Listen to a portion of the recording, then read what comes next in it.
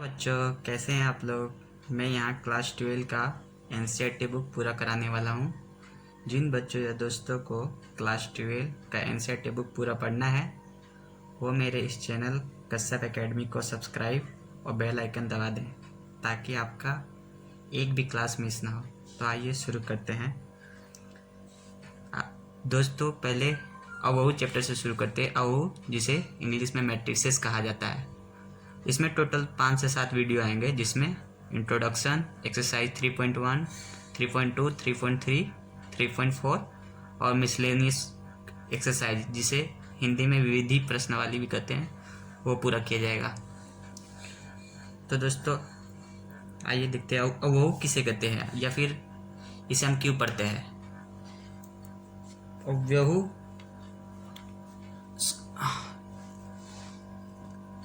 अवयव संख्याओं या फलनों का एक आयताकार क्रम विन्यास है। ठीक है दोस्तों, अवयव संख्याओं या फलनों का एक आयताकार क्रम विन्यास है जिसमें संख्या या फलन का समूह होता है, आयताकार की तरह दिखता है। तो लिखते चलिएगा दोस्तों।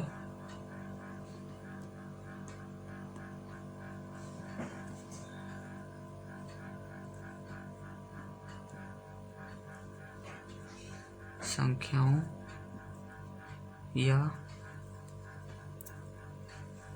फलनों का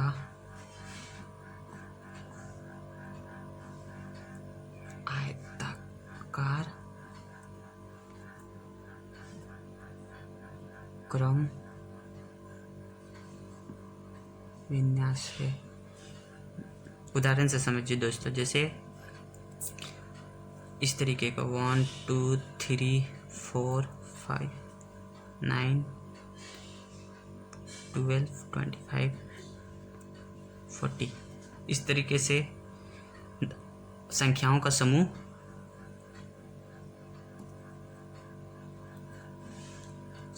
समूह जो आयताकार के रूप में रखा गया है, इसे ही हम कहेंगे क्या, अवयव, जिसे इंग्लिश में मैट्रिसेस कहा जाता है।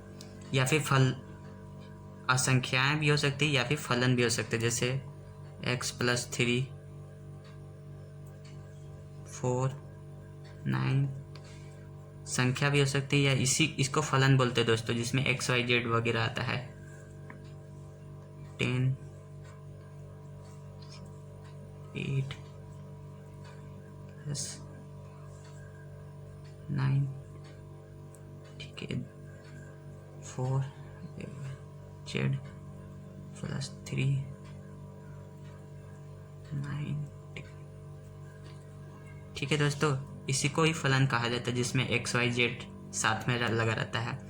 तो दोस्तों, या तो संख्या का व्यवस्थित रहेगा आयताकार रूप में, या तो फलनों का व्यवस्थित रहेगा आयताकार रूप में, तो उसी को हम क्या कहेंगे, अवयव कहेंगे। अवयव इंग्लिश में मैट्रिसेस। ठीक है, इनमें तो दोस्तों आप समझ गए होंगे कि संख्याओं का समूह या तो संख्याओं या फलन इसको बोलते हैं दोस्तों। संख्याओं या फलनों के समूह जो आयताकार रूप में लिखे हों, ठीक है, उन्हीं को बोलेंगे क्या, अवयव। इस साइन को बोलते हैं दोस्तों अवयव के, ये साइन होता है,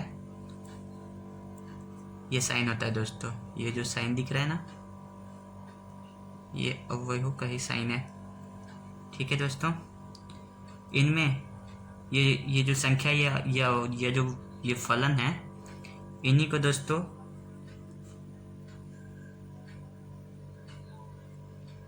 अवयव कहा जाता है। अवयव या इंग्लिश में आर्गुमेंट भी कह सकते हैं। यहाँ हम इसको लिख देते हैं,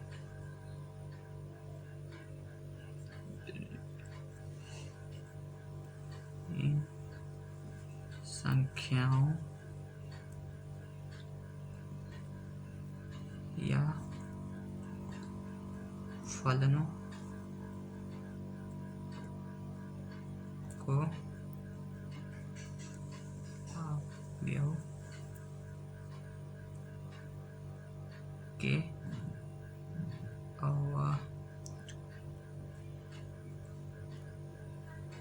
कहते हैं। ठीक है दोस्तों, ये संख्या, ये जो ये फलन होते हैं, इन्हीं को कहा जाता है क्या, ये या फिर ये, इसी को कहा जाता है अवयव, या फिर इंग्लिश में इसे बोल सकते हैं एलिमेंट। ठीक है दोस्तों, इसी में एक चीज़ और है कि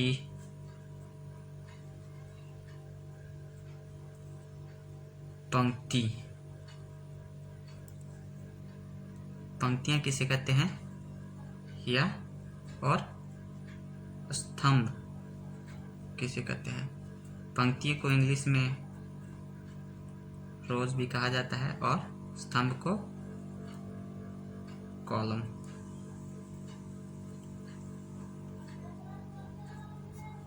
पंक्तियां किसे कहते हैं दोस्तों, जो इस तरीके से क्षैतिज रूप में लिखी गई है ना, ये इस तरीके से।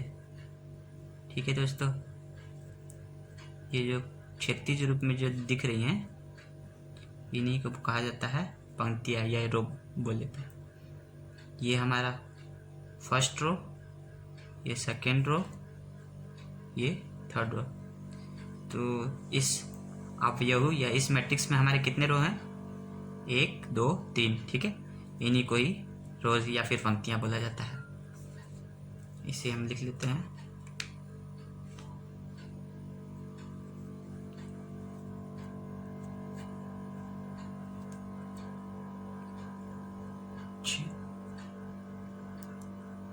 तीज रेखाएं अवयव की पंक्तियां या बोले तो रो कहलाती है। ठीक है, वैसे ही ऊर्ध्व रेखा यानी कि इस तरीके से जो रहता है, ये जो हो गया, ये हमारा क्या हो गया, स्तंभ। ठीक है, ये हो गया हमारा स्तंभ यानी कि कॉलम, इंग्लिश में कॉलम बोले जाते थे। इसमें कॉलम 1, कॉलम 2, कॉलम 3। तो ये हो गया हमारा, क्या बोलेंगे दोस्तों, ऊर्ध्वाधर रेखा से जो रहेगा उसको हम बोलेंगे स्तंभ या कॉलम। तो इस प्रकार हमारे इस अवयव में कितने कॉलम है, 3। ठीक है, कॉलम 1, कॉलम 2, कॉलम 3। तो इसको भी लिख लो दोस्तों,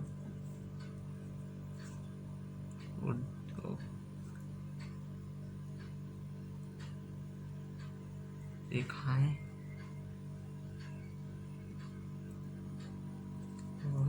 के स्तंभ, इंग्लिश में कॉलम।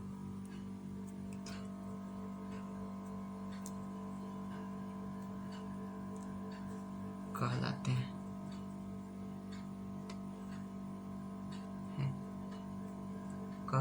हैं। ठीक है, ये सब वैसे दोस्तों परिभाषा वगैरह पूछता नहीं है, बस समझने के लिए है। ठीक है, ताकि अच्छे से क्लियर हो सके। ठीक है दोस्तों, समझ गए कि संख्याओं और फलनों के समूह के आयताकार रूप में जो लिखा रहेगा उसे बोलेंगे अवयव या फिर मैट्रिसेस। ठीक है, अब और इस तरीके से जो रहेगा उसे हम रो कहेंगे। रो बोले तो पंक्तियां, है ना। इसमें हम लोग को जिस तरीके से यहाँ 3 रो दिख रहे हैं, और इस तरीके से अगर लिखा रहेगा, इस तरीके से हम लोग इसको बोलेंगे कॉलम यानी कि स्तंभ। ठीक है, जैसा इसमें दिख रहा है 3 कॉलम, C1 C2 C3 से डेडिकेट किया जाता है। ठीक है, अब उसके बाद नेक्स्ट टॉपिक हम लोग पढ़ेंगे हम लोग इसमें अवयव की कोटियां।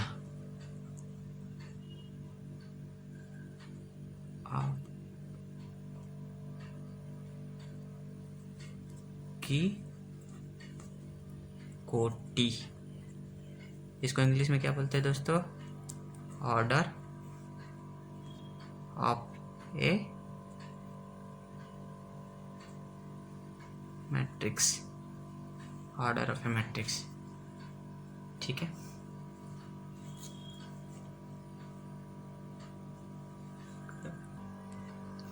अवयव की कोटियाँ, यानी कि दोस्तों जैसे समझ सकते हैं इसको उदाहरण से कि जैसे बोर्ड लेते हैं ना आप या फिर कुछ कमरा, तो उसको साइज बताते हुए कैसे बताते हैं 3:2 या 4:9 इस तरीके से बताते हैं ना दोस्तों। वैसे ही मैट्रिसेस का भी साइज होगा, ये साइज उसी जिसे हम बोलेंगे अवयव की कोटि या ऑर्डर ऑफ मैट्रिक्स। ठीक है दोस्तों, जिसे एम और एन के रूप में दर्शाया जाता है। एम यानी कि पंक्तियाँ, जिसे इंग्लिश में रोज भी कहा जाता है। एन को दर्शाएंगे किसे दोस्तों, स्तंभ, इंग्लिश में कॉलम्स। ठीक है, जैसे एग्जाम्पल से समझते हैं दोस्तों। ठीक है, जैसे ये हमारा एक मैट्रिक्स है, ये हमारा मैट्रिक्स है 4 3 9 8 4 6, कुछ भी लिख देते हैं 1। ठीक है, तो इस अवयव की कोटि हमारी क्या होगी, तो इसको हम दर्शाएंगे दोस्तों कैसे, m इंटू एन के रूप में, m इंटू एन। ठीक है, m इंटू एन यानी कि m हमारा हो जाएगा पंक्ति, n हो जाएगा स्तंभ। तो इसमें हमारा सबसे पहले देखेंगे कितनी पंक्तियां और कितने स्तंभ है। तो देखेंगे पंक्ति को इस रूप में देखा जाता है दोस्तों, क्षैतिज रूप में 1 2 3, यानी कि एक पंक्ति, दो पंक्ति, यहाँ तीसरा पंक्ति। ठीक है, और कॉलम कितने हैं दोस्तों, एक कॉलम, यहाँ दूसरे कॉलम। तो अवयव को कोटि के लिए क्या दर्शाना पड़ता है, m इंटू एन। तो m इंटू एन यानी कि m हमारा हो गया 3 और n हमारा हो गया 2, कॉलम यानी कि 2, यानी कि इसका कोटि हो जाएगा दोस्तों हमारा। तो ये हमारा दोस्तों ये इसका कोटि हो गया 3:2, यानी कि 3 इंटू 2। ठीक है, तो उसी पर एक और एग्जाम्पल ले लेते हैं 4 9 3 8 5 9 4 2 1। ठीक है, एक और एग्जाम्पल है, ये एक मैट्रिक्स है, तो इसकी कोटि बताना है। तो क्या होगा दोस्तों, तो इसमें सबसे पहले देखेंगे रो कितने हैं और कॉलम कितने हैं। तो रो कितने हो जाएंगे, एक रो 2 3, यानी कि 1 2 रो, यहाँ तीसरा। ठीक है, कॉलम कितना है, एक कॉलम, दूसरा कॉलम और तीसरा कॉलम। ठीक है, यानी कि इसमें 3 रो है और 3 कॉलम है। ठीक है, तो इसकी कोटि हो जाएगी हमारी क्या दोस्तों, इसकी हो जाएगी हमारी 3, पहले m लिखना है फिर इंटू n लिखना है। तो m हमारी है, यानी कि रो 3 है तो 3, n यानी कि स्तंभ, स्तंभ हमारे पास कितना है 3, तो ये भी हो जाएगी 3, यानी कि इसकी कोटि हो जाएगी 3:3। ठीक है, इसका जनरल फॉर्म दोस्तों ये होता है, जनरल फॉर्म इसको किस रूप में लिखा जाता है, जनरल फॉर्म। इसके अवयव को कैसे दर्शाया जाता है दोस्तों, जैसे समझ लो 3:3 को दर्शाना है। ठीक है, 3:3 की कोटि बनानी है, तो इसका जनरल फॉर्म क्या हो जाएगा, A11, 3 रो रखना पड़ेगा, A12 A13 A21 A22 A23 A31 32 33। ठीक है दोस्तों, 3:3 का अगर पूछेगा तो यहाँ पे 3 रो और 3 कॉलम, यानी कि तो ये हमारा क्या हो जाएंगे, अवयव हो जाएंगे। अब जैसे इसके अंदर कुछ भी होगा, ये इसका जनरल फॉर्म है। ठीक है, 3:3 यानी कि 3 रो और 3 कॉलम। ठीक है, और इसका कोटि को किसे यहाँ पे कोना में दर्शाया जाता है, जिसको m इंटू एन में दर्शाया जाता है। m यानी कि रो, n यानी कि कॉलम। ठीक है, रो। ठीक है दोस्तों, अब नेक्स्ट टॉपिक हम लोग देखेंगे, इसमें क्या, अवयवों के प्रकार, अवयवों के प्रकार। ठीक है, इंग्लिश में इसको क्या बोलते हैं, types of matrix.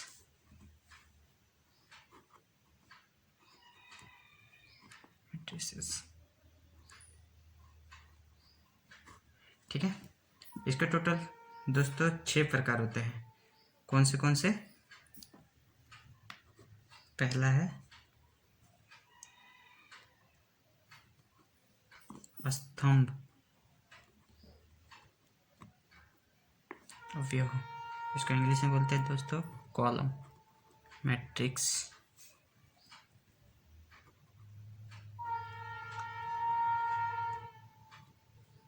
Column matrix, ठीक है। दूसरा क्या होगा दोस्तों? पंक्ति अवयव,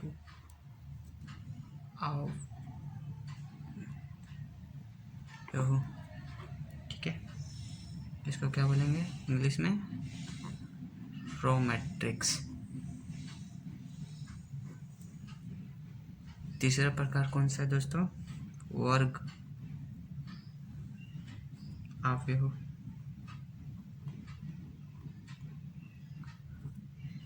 इसको इंग्लिश में क्या बोलेंगे? Square matrix.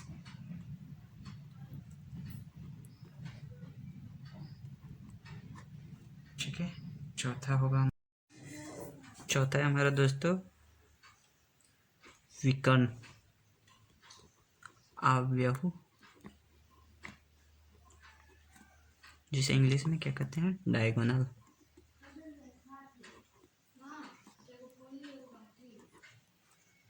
Diagonal matrix.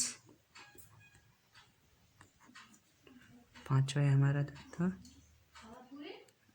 अदिश अवयव,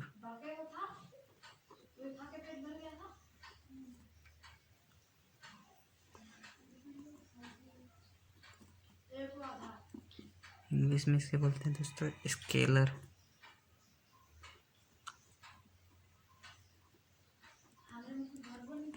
मैट्रिक्स। छठा और अंतिम प्रकार है तत्समक।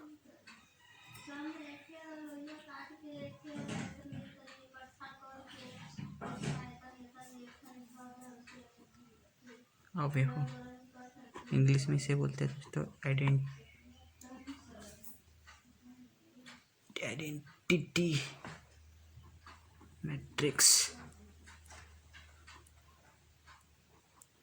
ठीक है, और एक है सातवां, ये है लास्ट, शून्य अवयव, इसको इंग्लिश में बोलते हैं जीरो मैट्रिक्स। ठीक है,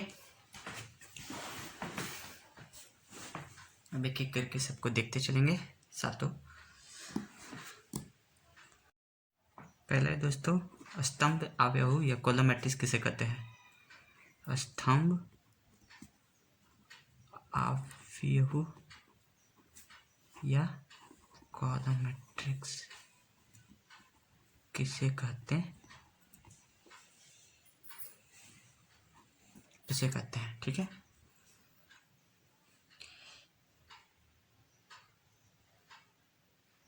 स्तंभ अवयव ये कॉलम मैट्रिक्स किसे कहते हैं दोस्तों? जिसमें वैसा मैट्रिक्स जिसमें सिर्फ एक कॉलम हो उसे ही कहते हैं कॉलम मैट्रिक्स या स्तंभ अवयव। ठीक है, इसको लिख लेते हैं। एक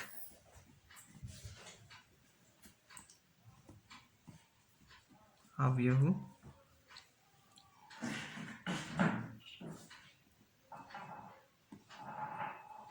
स्तंभ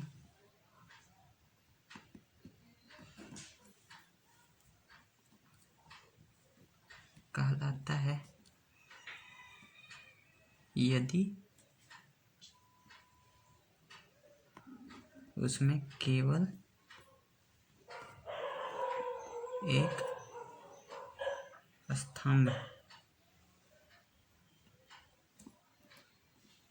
होता है। ठीक है, उदाहरण से समझ लेते हैं दोस्तों। जैसे ये एक हमारा हो गया 2 - 3 4। ठीक है, इसमें क्या एक कॉलम दिख रहा है ना दोस्तों, ये एक मैट्रिक्स है, इसमें सिर्फ इसे वाला को बोलते हैं कॉलम। ठीक है, तो इसमें सिर्फ एक कॉलम दिख रहा है, तो जिस मैट्रिक्स या जिस अवयव में एक कॉलम दिखेगा उसी को बोलेंगे कॉलम मैट्रिक्स या स्तंभ अवयव। ठीक है, दूसरा क्या है, पंक्ति अवयव या रो मैट्रिक्स। ठीक है, उसी प्रकार ये भी हो दोस्तों वैसा अवयव या वैसा मैट्रिक्स जिसमें सिर्फ एक रो हो। ठीक है, जिसमें सिर्फ एक रो हो उसे ही पंक्ति अवयव या रो मैट्रिक्स कहते हैं। इसको भी लिख लो दोस्तों, एक अवयव पंक्ति अवयव कहलाता है जब यदि उसमें केवल एक पंक्ति या रो ठीक होता है।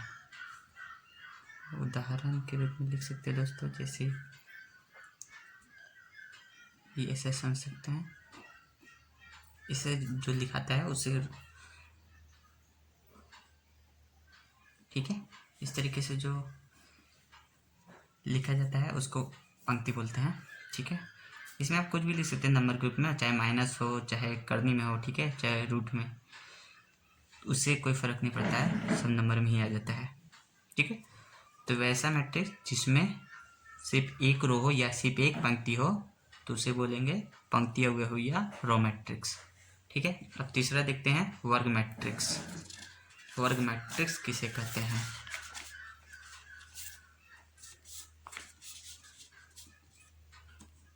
तीसरा क्या है? वर्ग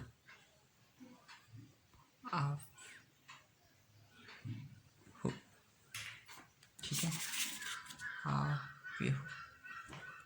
या स्क्वायर मैट्रिक्स।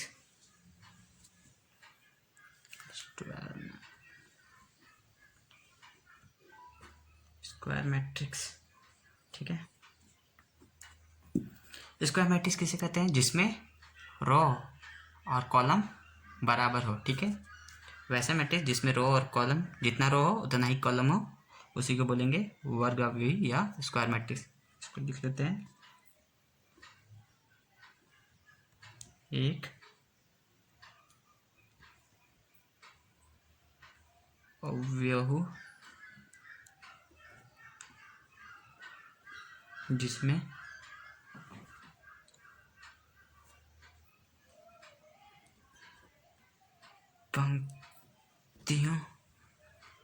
पंक्तियों की संख्या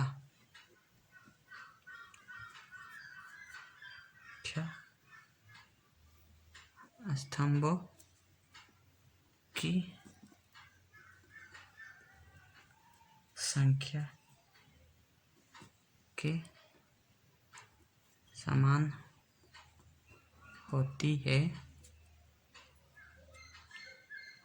एक वर्ग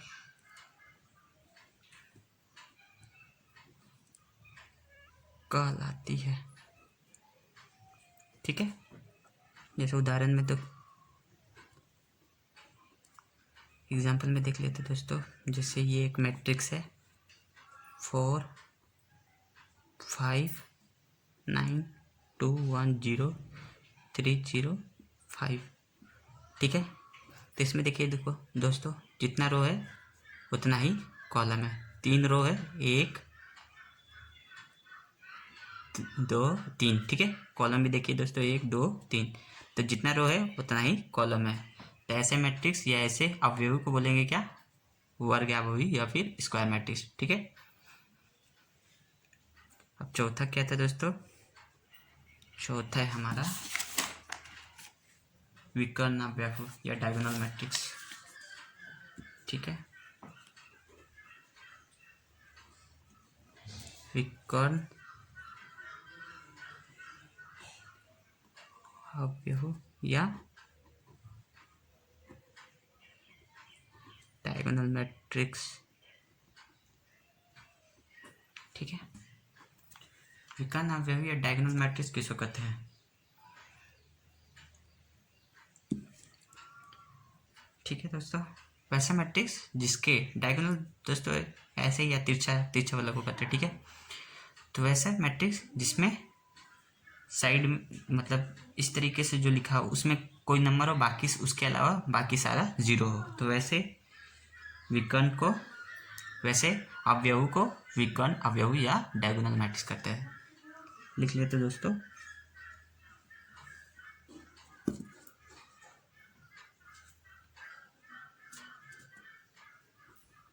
एक वर्ग अवयव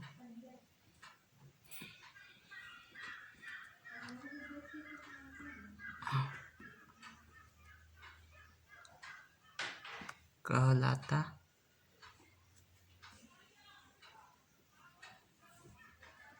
यदि विकर्ण के अतिरिक्त इसके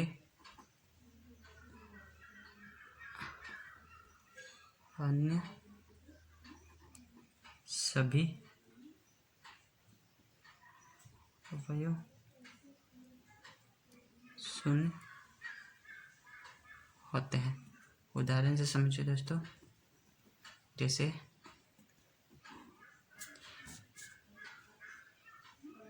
4 5 3 नहीं, ये 0 5, ठीक है, 5 0 0 0 9 0 0 0 1।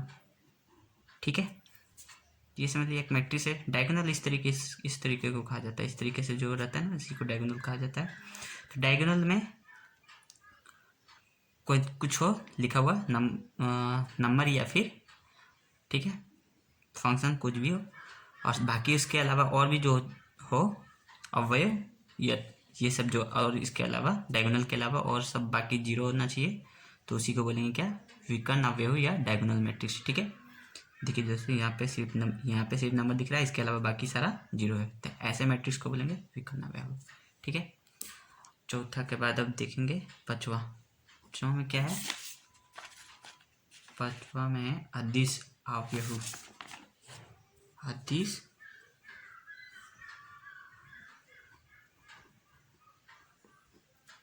अवयव, इंग्लिश में इसको बोलेंगे क्या? Scalar matrix.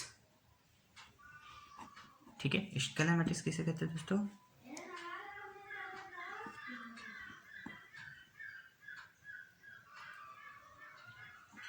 एक विकर्ण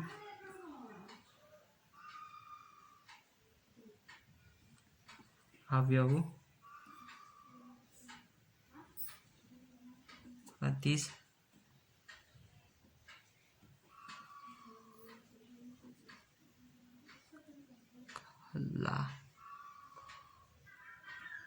कहलाता है यदि इसके विकर्ण के अवयव समान होते हैं। ठीक है दोस्तों, ऐसे मैट्रिक्स या ऐसे अवयव जिसके विकर्ण समान हो, ठीक है,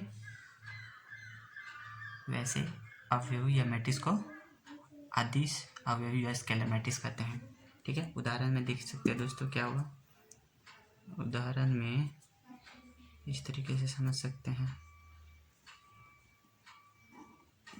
उदाहरण में 9 0 0 0 9 0 0 0 9 एक विकर्ण मैट्रिक्स है जिसके विकर्ण क्या है, समान है। तो वैसे अवयव या वैसे मैट्रिक्स जिसके विकर्ण समान होते हैं, वैसे अवयव को अदिश अवयवी या स्केलर मैट्रिक्स कहते हैं। ठीक है, तो ये एक एग्जाम्पल हो गया। या फिर और भी लिख सकते हैं, जैसे करनी में 3 0 0 0, करनी में 3 0 0 0, करनी में 3, कोई भी नंबर हो सकता है, करनी में या माइनस में। ठीक है, उससे कोई मतलब नहीं है। तो वैसे विकर्ण जैसे इस तरीके से लिखा, बाकी सब 0 है। ठीक, विकर्ण समान होने चाहिए, विकर्ण के नंबर सारे समान होने चाहिए। तो वैसे जिसके विकर्ण के नंबर समान हो या संख्या समान हो, उसे अदिश अवयव कहते हैं। ठीक है, अब छठा में कौन सा है दोस्तों? छठा में है हमारा तत्समक अवयव। तत्समक अवयव, ठीक है, इंग्लिश में क्या कहते हैं इसे? Identity matrix. ठीक है, आइडेंटिटी मैट्रिक्स किसे कहते हैं दोस्तों? यदि वैसे अवयव या वैसे मैट्रिक्स जिसके सारे अवयव विकर्ण अवयव 1 हो, बाकी उसके अलावा सारे अवयव 0 हो। ठीक है, तो वैसे अवयव को तत्समक अवयव या आइडेंटिटी मैट्रिक्स कहते हैं। ठीक है, इसको लिख लीजिए पहले। एक वर्ग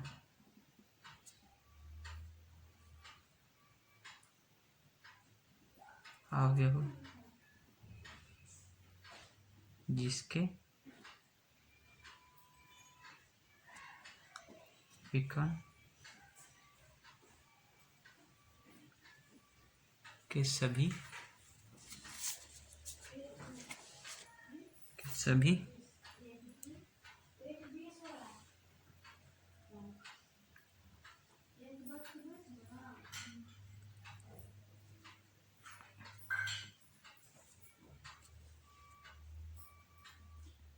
एक होते हैं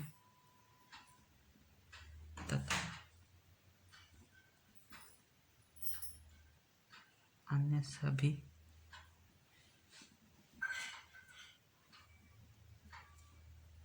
अवयव शून्य होते हैं।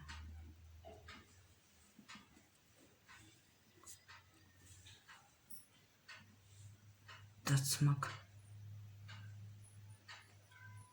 अवयव कहलाते। ठीक है, तत्समक अवयव कहलाते।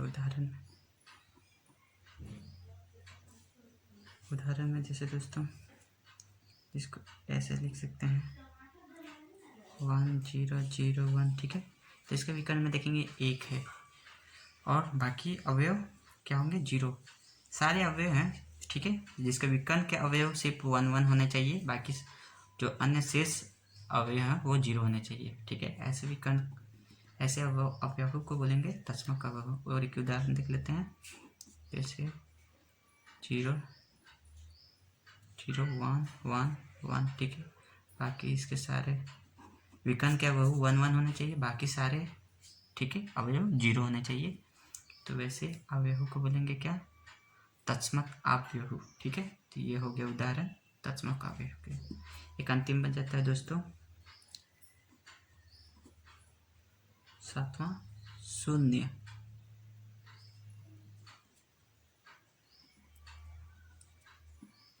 अवयव।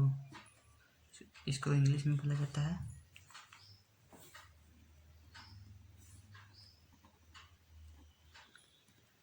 Zero matrix. ठीक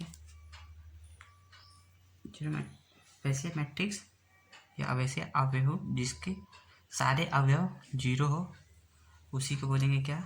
शून्य अवयव।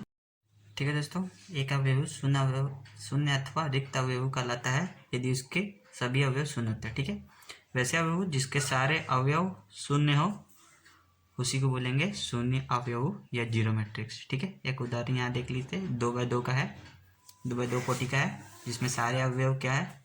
शून्य है। एक 3x3 कोटि का है मैट्रिक्स या अवयव जिसके सारे अवयव क्या है 0 0 हैं। तो ऐसे अवयव जिसके सारे अवयव 0 0 होंगे उसको शून्य अवयव कहेंगे या जीरो मैट्रिक्स कहेंगे। ठीक है दोस्तों, अब नेक्स्ट वीडियो में एक्सरसाइज शुरू करेंगे या प्रश्नवाली शुरू करेंगे 3.1 से। ठीक है, बाय।